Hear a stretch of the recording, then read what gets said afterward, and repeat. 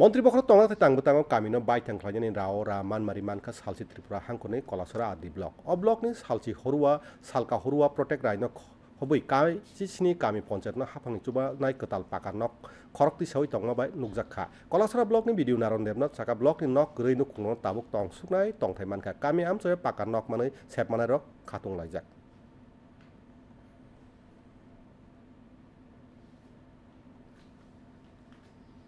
সরকার একটা গড় দিয়েছে আমার এই গড় দিয়ে আমি আমার পরিবার লইয়া সবরে লইয়া সুখ শান্তিতে বসবাস করছি এবং রাজ্য সরকার আমারও সহযোগিতা করছে।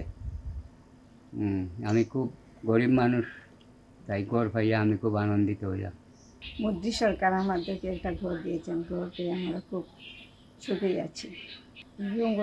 গরিব মানুষ আমরা বানাইতে তো পারলাম না।